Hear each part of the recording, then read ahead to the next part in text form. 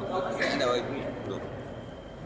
Belum, kurang tahu. Nanti update. Assalamualaikum warahmatullahi wabarakatuh. Upload. Alhamdulillah. Alhamdulillahilladzi rabbal mustafa wa anzala alaina kitabal mustaqima wa dzikra. Asyhadu an la ilaha illallah wahdahu la syarika lah wa asyhadu anna Muhammadan abduhu wa rasuluhu la nabiyya ba'dahu. Allahumma shalli wa sallim wa barik ala sayyidina wa habibina wa maulana Muhammad wa ala alihi wa sahbihi ajma'in. Amma ba'du. Alhamdulillah warahmatullahi wabarakatuh. Wabil khusus rombongan MUI Kota Depok. Dalam hal ini ada Pak Sekut Dr. Burhaidin yang saya hormati, Kiai Bahrudin As-Salaman yang di samping kiri saya, Kiai Bahrudin Tayyib, Kiai Mokhtar Syarif, Tuan Rumah di orang Timur juga salah satu ketua MUI Kota Depok, dan beberapa pengurus, jajaran pengurus MUI Kota Depok, semuanya hadir yang saya muliakan. Pak Wali Kota atau yang mewakili dan seluruh perangkat musbida. Dalam hal ini ada Bapak Asisten Bapak Suyutomo yang saya muliakan. Beliau rajin hadir ini, mudah-mudahan tambah berkah. Bapak-bapak camat, khususnya Kecamatan Limu, Bapak Lurah MUI Kecamatan Limu, Tuan Rumah, dan MUI Lurah Rukun, dan seluruh hadirin berharap yang saya hormati. Alhamdulillah kita bersyukur dan bersyukur kepada Allah, kita masih diberi sehat walafiat, sehat jasmani dan rohani, sehat badannya juga sehat akalnya, dan insya Allah juga sehat ekonominya. Amin ya rabbal alamin. Salawat dan salam marilah kita sanjungkan kepada junjungan kita Nabi Muhammad sallallahu alaihi wasallam, yang mudah-mudahan kita bisa menjalankan ajarannya sesuai dengan keteladanan beliau, sehingga kita kelak dihapus sebagai umatnya dan mendapatkan syafaat yang mulia.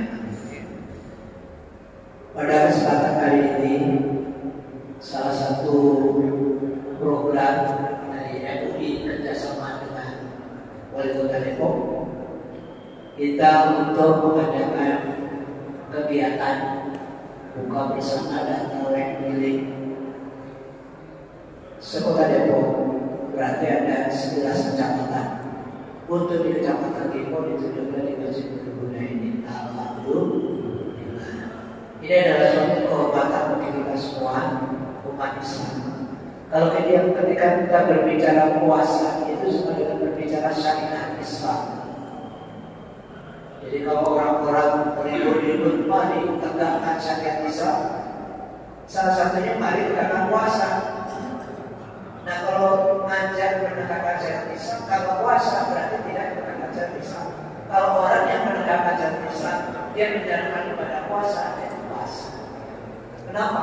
Karena puasa itu salah satu daripada rukun Islam yang ada 5. Di samping ibadah sholat, ada ibadah puasa. Kalau sholat setiap hari Pak kita. Alhamdulillah, insya Allah yang hadir ini sholat setiap hari Pak.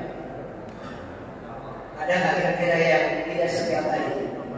Ya, mungkin yang di luar sana banyak yang tidak setiap hari. Tapi bagi kita yang hadir khususnya pada hari ini, insya Allah sholatnya setiap hari. Dan setiap hari itu pun 5 kali. 5 kali insya Allah. Nah apalagi di bulan Ramadan, bukan hanya 5 kali lagi. Tambah apa? Tambah tarawih. Ada yang 8, ada yang 20, bahkan di negara lain ada yang 36. Tarawih. Tahu kalau di sini berapa tarawihnya? Intinya tambah sholatnya dibanding di luar bulan Ramadan.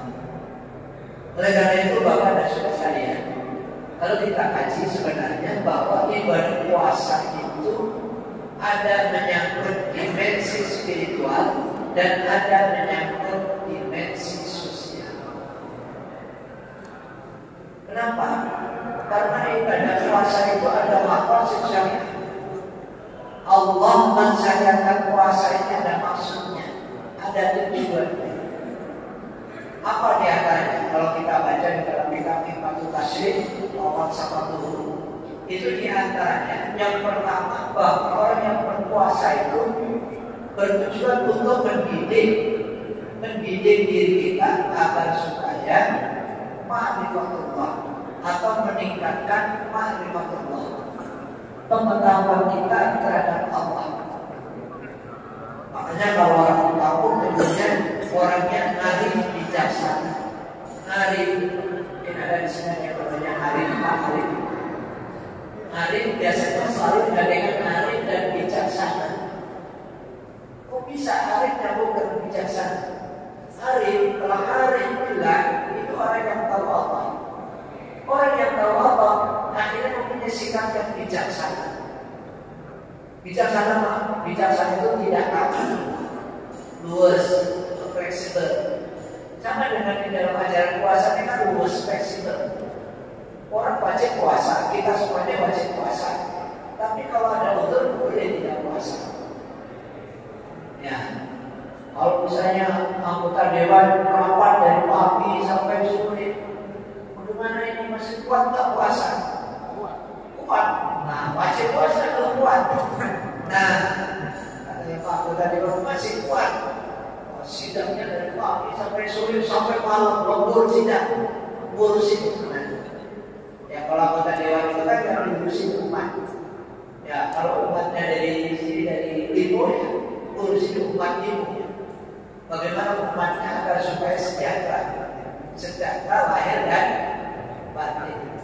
Nah, di dalam ibadah puasa itu ada dimensi spiritual yang meningkatkan hubungan kita dengan Allah. Itu yang disebut dengan hubungan vertikal. Hubungan vertikal. Secara pribadi orang yang berpuasa harusnya semakin dekat kepada Allah. Apa dari Allah? Kenapa? Karena dia tahu bahwa yang memerintahkan ibadah puasa itu adalah Allah. Yang dulu bukan Pak Wali Kota, yang dulu bukan Pak Camat, yang dulu bukan Pak Lurah, bukan Pak Dikades, yang dulu langsung Allah. Oleh karena itu landasan kita yang bisa kita pakai adalah ayat 180 dari surah Al-Baqarah. Bismillahirrahmanirrahim. Ya ayyuhalladzina amanu kutiba alaikumusiyam kama kutiba alal ladzina min qablikum la'allakum tattaqun. Ayat. Ini ayat itu sebenarnya sampai 187 yang kita pakai dasar untuk penjelasan puasa. Tapi yang awal pada ayat 183. Kalau kita kaji dengan munasabatul ayat, kita akan melihat apa? Sebelum ayat puasa tentang apa? Tentang kisos, Pak. Ya ayyuhalladzina amanu kutiba alaikumus qisas. Itu Allah. Jadi kalau ada orang membunuh dengan sengaja, maka hukumannya harus dibunuh. Itu namanya ayat kisos. Kemudian ayat puasa, setelah selesai puasa, kita disuruh makan barang halal. Ini kalau kita bicara munasabah ya, munasabatul ayat. Ya. Di dalam buku ada yang namanya munasabah. Semua ayat itu ada munasabahnya. Bahkan menurut Profesor Dr. Syekh Akil Al-Munawwar, nama surah saja ada munasabah. Kenapa dinamakan Fatihah? Kenapa kan dinamakan Baqarah? Kenapa urutannya bisa? Ini sedikit saja, sedikit untuk menyinggung munasabah. Fatihah kita buka. Kalau orang ingin membuka lembaran baru di dalam kehidupan ini, alias ingin menikah, maka disahkan dulu pada surah berikutnya, yaitu Al-Baqarah. Apa artinya Al-Baqarah? Apa Pak? Sapi. Sapi apa? Sapi betina, bukan Baqarah. Kalau Baqarah sapi laki-laki. Ini sapi betina. Ini yang kadang-kadang orang tidak tahu kenapa kok sapi betina. Orang zaman dulu kan modalnya hebat. Ya, orang dulu tetangga saya waktu kecil itu ada yang masuk PNS tetangga apa? Jualnya jual kebun, jual kebun pasar hanya untuk masuk PNS zaman dulu. Karena kekayaannya kebun, kampung, pasar. Nah, ini dalam Al-Baqarah, ya. Al-Baqarah. Jadi kalau orang ingin membentuk keluarga baru, ingin menikah, pertama harus punya modal. Kenapa Baqarah? Nanti akan ketemu dalam surat Al-An'am. Al-Baqarah itu satu sapi. Kalau perempuan sapi betina, nanti kalau dipiara Baqarah jadi banyak. Nah, ini ada kaitannya dengan ayat bahwa orang yang menikah itu nanti akan dicukupi oleh Allah. Makanya anak-anak yang masih takut untuk menikah, jangan takut. Al-Quran sudah mengajarkan wakil pelayar untuk masalah ini dan ibadiku, lima itu yang pun fuqara yughnihullah min fadlihi. Kalau ada bujang, ya, kalau ada punya bujangan yang sudah waktunya menikah, angkil ayat itu segera nikah. Iya pun fuqara. Kalau si bujang itu masih fakir, artinya nggak punya duit, topes, yang namanya bujang rata-rata menurut ayah. Beda dengan Pak Pendut, ya. Karena udah bukan bujang baru, ya. Aku belum paham. Ini bendahara umum MUI Kota Depok. Makanya badannya tidak diragukan. Jadi kita nggak khawatir Pak. Melihat badannya udah yakin akan korupsi. Insya Allah Pak penuh bendahara umum Pak Abu. Ya, bendahara umum MUI Kota Depok. Ini udah bukan bujang lagi. Oleh karena kalau duitnya banyak, punya rumah, punya mobil, punya motor, punya istri, wajar. Tapi kalau dulu masih bujangan, wajar. Kalau bujangan itu fuqara. Ya, jarang bujangan itu kaya. Biasanya bujangan yang kaya itu bujang lapuk. Ya. Apa bujangan? Udah 40 lebih masih bujang. Dia katanya panganan saya bujang kemarin. Ini mah, saya kadang sering dimintain, Pak tolong cari dong, ini anak saya. Udah umur sekian, dia katanya kejar karir terus, istilah kejar karir. Ya, nah, kalau istilahnya orang apa namanya bujang lapuk. Bujang sih bujang, tapi udah lapuk. Nggak punya rumah, dia punya rumah, nggak punya mobil, nggak punya motor, tapi ini belum punya. Nah itu bujang kaya ada, tapi langka. Ya. Jadi dia berkorban itu menilai. Kalau nanti bujang itu masih makmur, kalau dia nikah lillahi ta'ala karena Allah, maka Allah akan memberi kecukupan. Yughnihullah min fadlihi. Min fadlihi dari siapa? Dari karunia Allah. Jadi kita nggak bisa takut.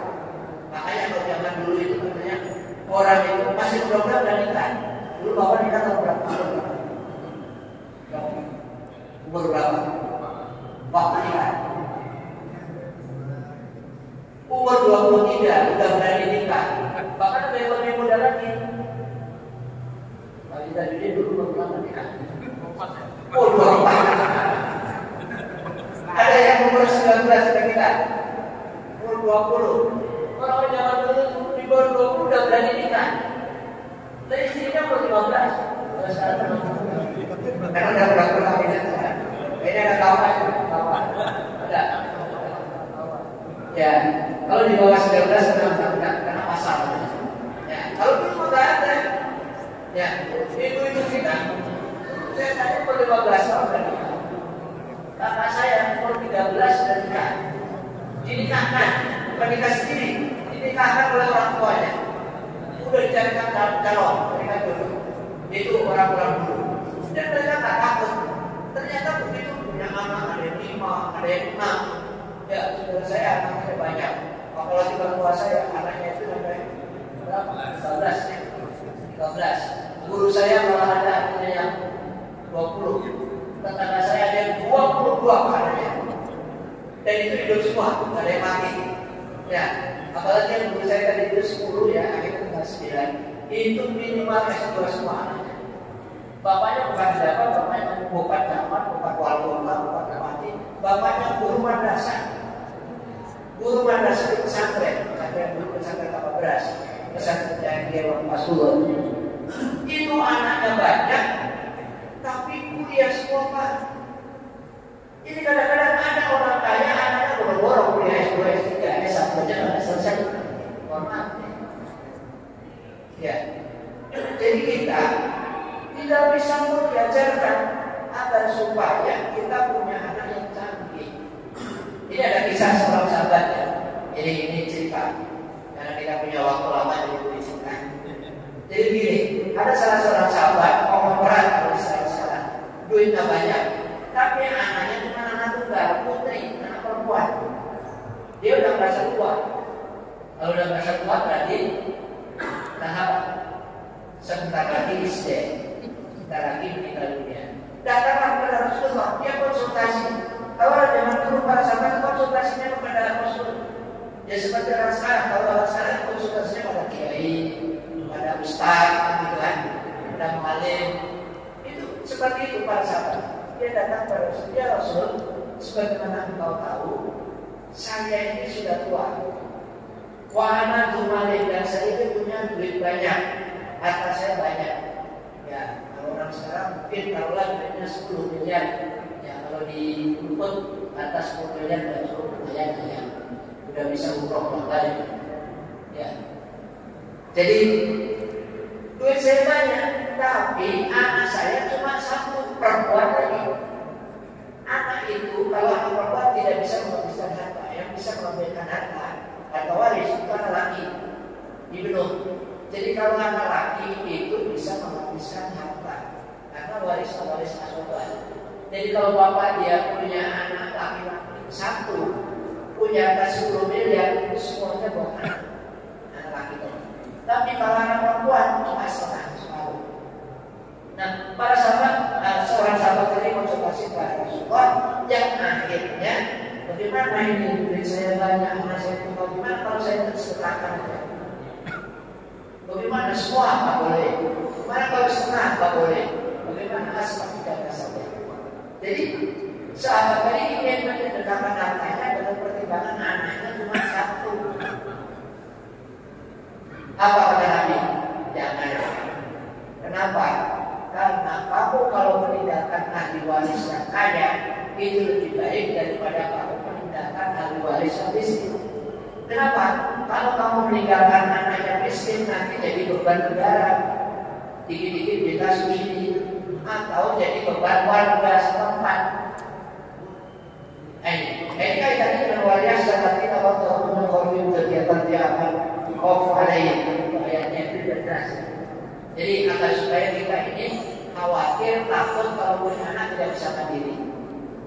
Ya, maka sebenarnya Bapak dan Saudara sekalian, kita ini tugasnya bagaimana agar supaya anak kita bermasyarakat, agar supaya anak kita bisa mandiri. Itu diajari salah satunya dengan sekolah. Agar supaya sekolahnya sampai tuntas, sehingga nanti dia bisa mengembangkan dirinya di tengah-tengah masyarakat. Bapak dan Saudara sekalian yang dimuliakan Allah, bahwa tadi kembali kepada ibadah puasa, itu tadi dimensi spiritualnya meningkatkan hubungan kita kepada Allah. Yang kedua, masih di bidang spiritual juga, bahwa orang yang berpuasa itu kan di dalam makan, di dalam minum. Kalau istilah kampung adalah apa? Menahan diri dari kebutuhan perut dan kebutuhan di bawah perut. Dua-duanya. Ya. Kebutuhan perut apa? Makan dan minum. Kebutuhan di bawah perut apa? Ya sudah tahu ya. Ya nanti kalau dibahas nanti katanya fuda. Nah puasa-puasa kalau fuda. Terbakar puasanya. Ya. Jadi begini. Jadi mengapa kalau kita diajak puasa sama bulan Ramadan untuk dididik agar supaya kita bisa menunaikan amanah Allah. Coba kalau puasa kita tidak makan, tidak minum, walaupun di meja makan kita lihat ada minuman yang sudah disediakan oleh istri kita, maka kita berani minum kalau belum waktunya maghrib. Kalau sekarang misalnya hari ini, detik ini kita belum berani makan, belum berani minum, belum maghrib. ya ada orang banyak, malu, ya. Apalagi misalnya Pak Camat mau minum duluan, ini belum dikatakan berani, ya.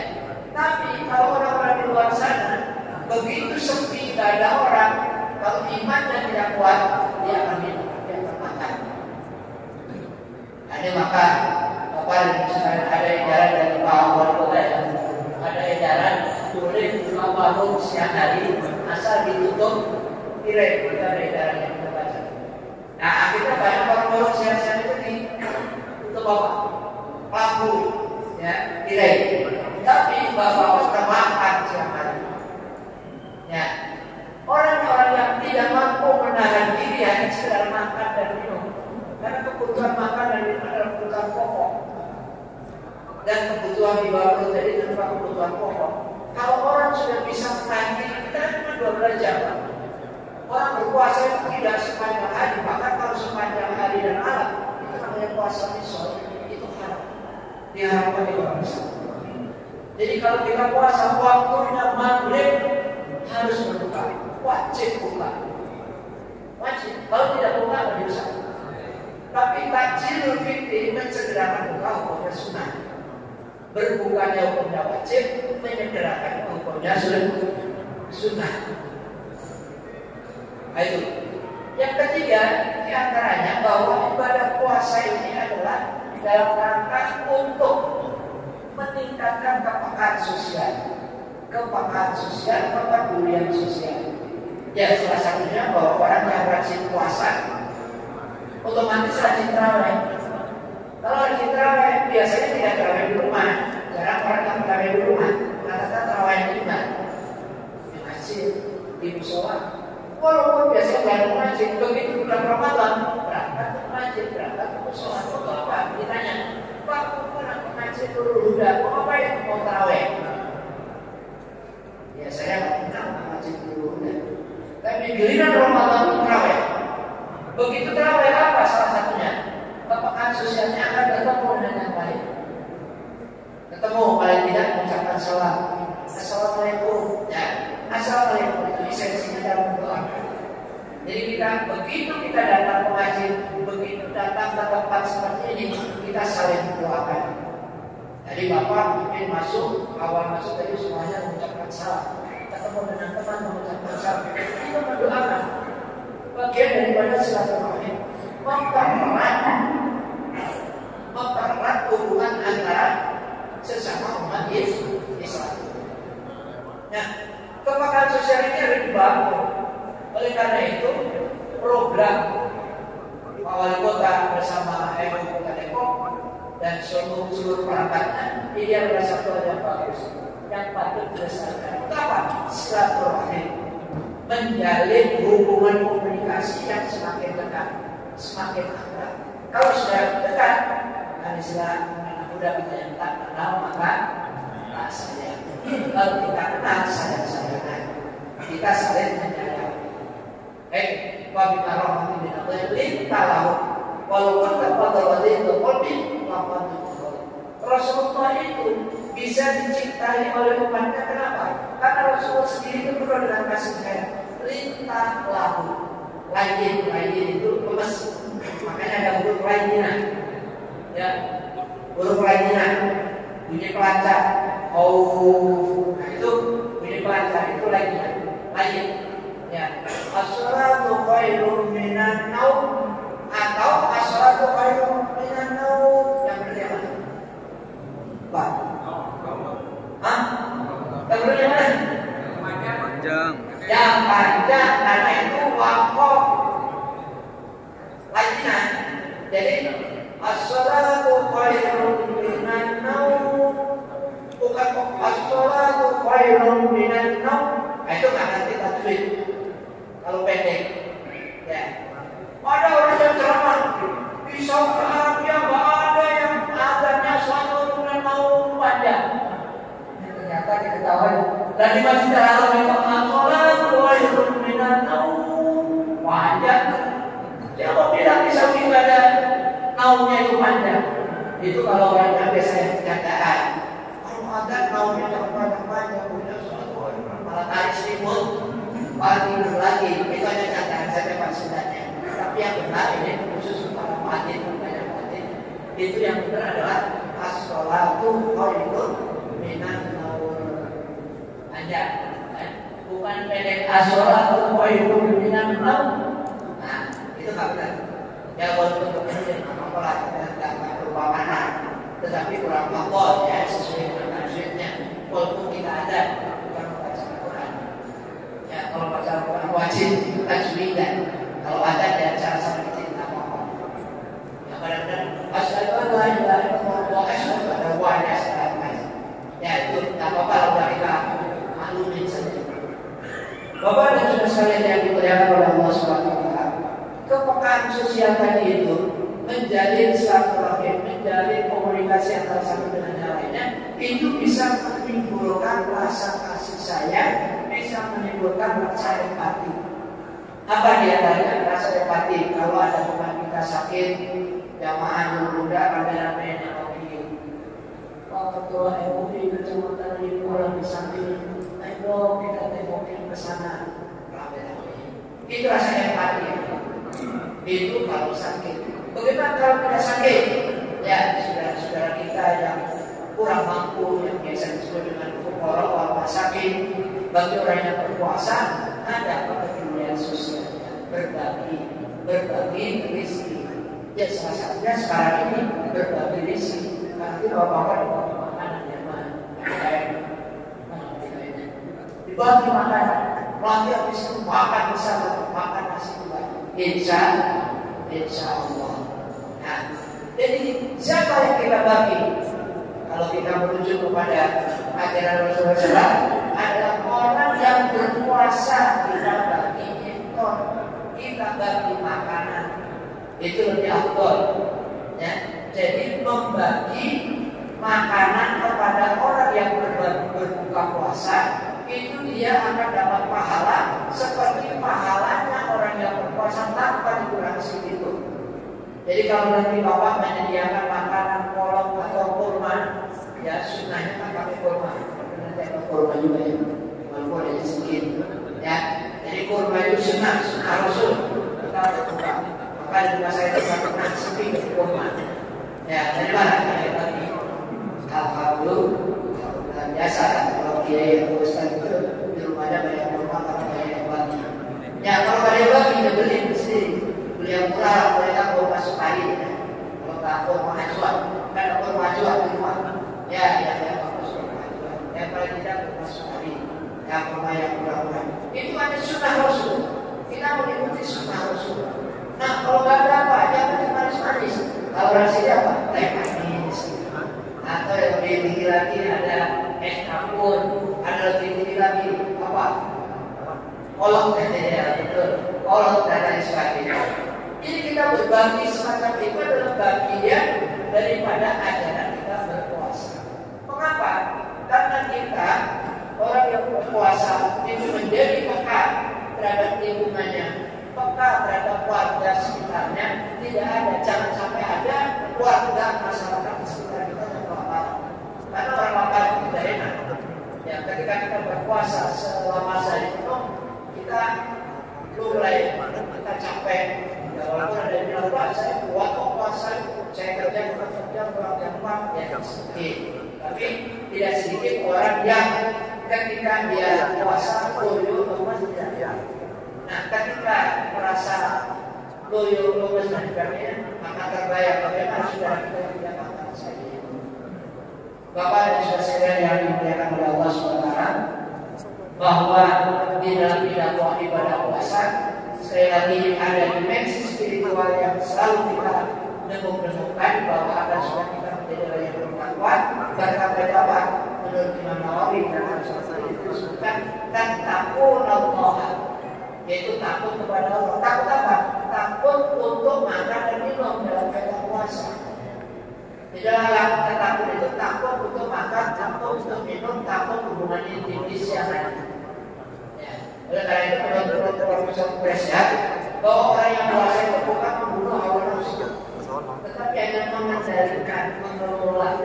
mengendalikan dari subuh dan pagi sampai maghrib. Untuk malamnya mungkin lalu mulai atas dan pemakaman itu ayat terakhir. Allah total harus siap saja yang untuk mengendalikan nafsu kita tadi. Nafsu apa? Nafsu baiknya, nafsu kebinatangan. Nah itulah yang membedakan antara puasa antara manusia dan binatang adalah dengan puasa. Kalau hewan tidak pernah puasa, hanya manusia lah yang puasa yang bisa mengendalikan hawa nafsu kita. Baik-baik Bapak dan Saudara sekalian, mudah-mudahan dalam waktu yang singkat ini kita mendapatkan penguatan iman dan Islam kita, dan mudah-mudahan kita diberi kekuatan oleh Allah untuk menjalankan ibadah puasa sampai sebulan penuh. Tidak ada yang lowong, tidak ada yang kosong, apapun kesibukan kita, baik sebagai pejabat maupun sebagai rakyat, kita tetap mempunyai amanah untuk mengendalikan hawa nafsu selama di bulan Ramadan. Dan mudah-mudahan setelah itu nanti kita punya dampak sosial yang tinggi di dalam membangun keluarga sekitar kita masing-masing, terutama melalui masjid. Terima kasih dan mohon maaf. Wassalamualaikum warahmatullahi wabarakatuh.